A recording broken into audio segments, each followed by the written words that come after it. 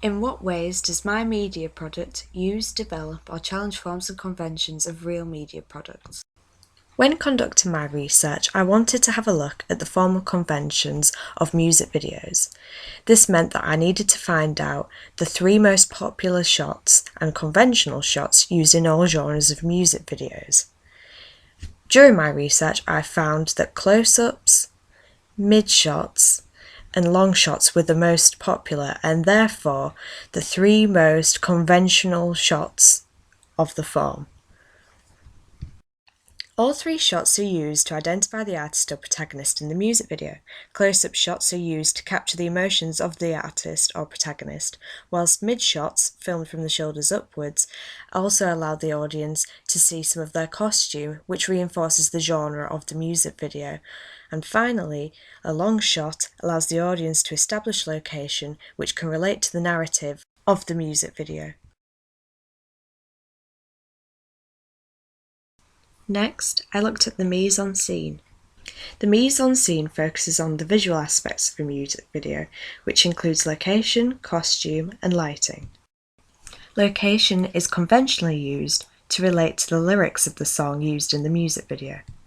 This also helps to add to the narrative by reinforcing it, whilst also revealing the genre of the music video.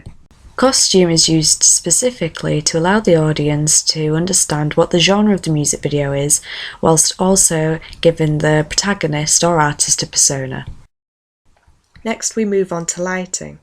There are 2 different types of lighting used, such as bright lighting, which is used to connote positive emotions such as joy and happiness and hope, or dark lighting, which is used to convey negative moods such as unhappiness, sadness, and depression. The mise-en-scene is extremely important to a music video, as the location is used to portray the artist in a certain way. An example of this would be if the artist was feeling very lonely, then it would be filmed in a very solitary environment with nobody else around. Costume is also a very important aspect in relation to how the artist is portrayed. This is due to the codes that genres and stereotypes have, which allows the audience to immediately have an understanding of what the character is going to be like. And finally, the lighting helps convey the tone or mood of the song. The third factor of the formal conventions is editing.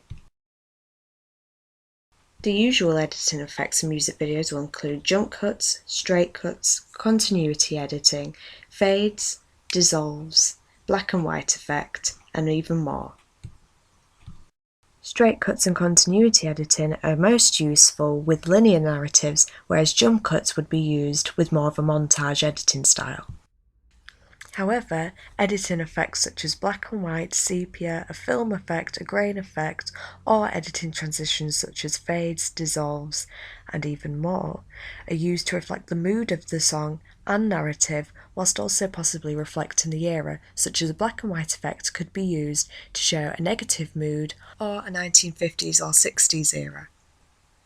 Finally, there are simply 2 types of sound in music videos, the conventional sound being non-diegetic and the non-conventional sound being diegetic.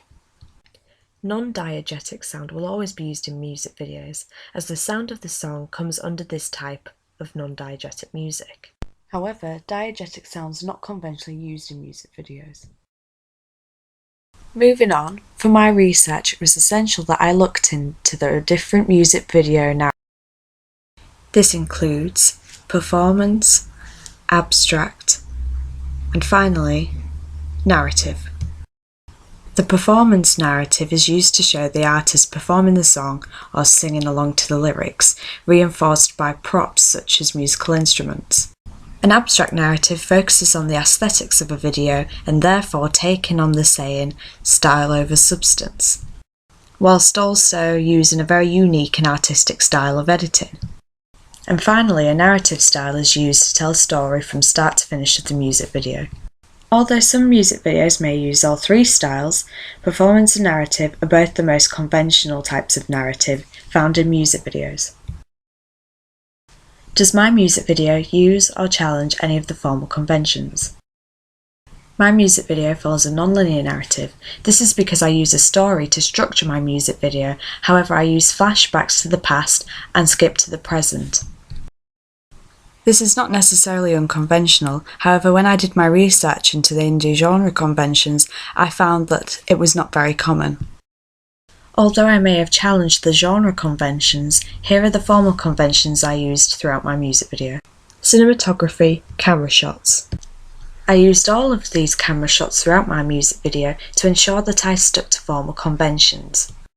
I found that these shots really helped to convey emotions through my music video. In this mid shot I have used dark lighting to convey the protagonist's sad mood. In this long shot I use the protagonist is seen walking back into the house, which conveys the ending of the music video. Whilst this high angle shot shows the protagonist as vulnerable, which reinforces the narrative of my music video. All of these shots were still shots to ensure a clean-cut finish. Camera movements. One of the conventional types of camera movements I used in my music video was a tracking shot. The tracking shot is effective as it follows the artist close by.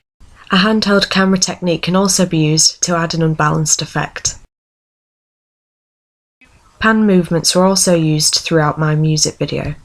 I really liked the way that in other music videos they built tension and therefore decided to use them in my own music video to achieve the same effect. Next, I formally used the tilt movement in my music video. A tilt can be used in many different ways. I used it to add focus onto the artist. Editing. The most common editing cuts I used in my music video are jump cuts. This is because the narrative switches from the present to the past to portray how the artist is reflecting on her memories. I also used continuity editing in my music video, although I did not use it much. This is due to the narrative story of my music video. I wanted to contrast the past and the present, rather than follow a straight storyline. I conventionally used editing shots to the beat of the song.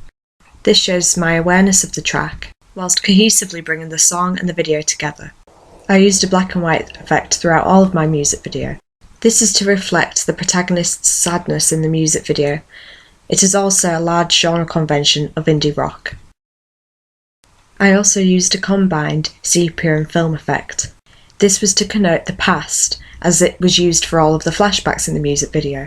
This is also a genre convention to indie rock. Finally, I challenged conventions of a music video by using a ghosting effect. It is not a conventional form, however, I used it to reflect the protagonist's unhappiness and sadness in the music video. Mise en scene. I ensured that throughout my music video, each character wore an indie genre look. This was so that my target audience could relate to the characters in my music video and it would appeal to them. I also used costume to relate to the lyrics. Here are the lyrics belonging to this shot. I chose to dress my protagonist in nightwear as this also reflected the night dress in the lyrics. Location was also used to attract my target audience. Here the characters are stood outside an old record store, which will appeal to my target audience of indie and alternative fans. Location was also used to reflect emotions. Here the protagonist is alone in a park, showing the isolation she feels.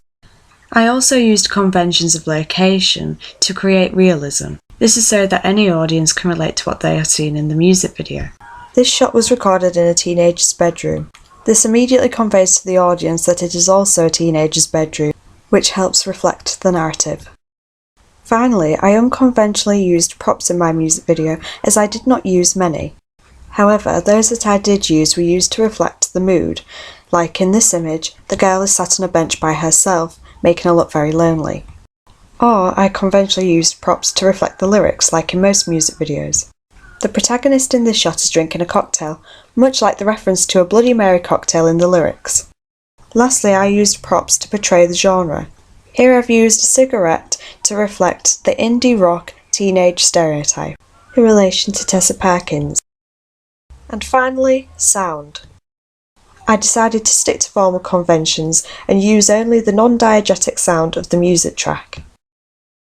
Did I challenge or conform to any theorists' ideas in relation to the form?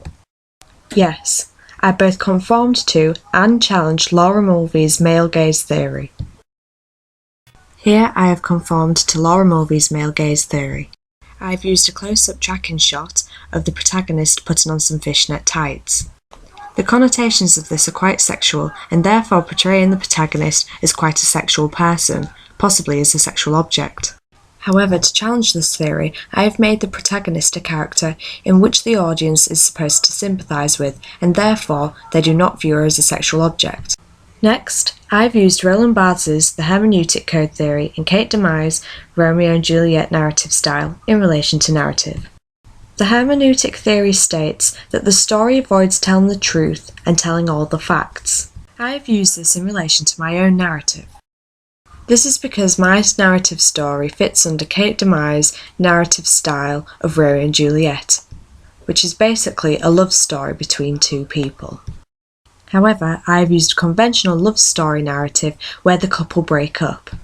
Yet I have not revealed how or why the breakup happened, and therefore leaving the audience to guess for themselves, adding mystery to the narrative. Therefore, I have both challenged and used conventions of the form throughout my music video, through the semiotics of a video to the narrative theory. The end.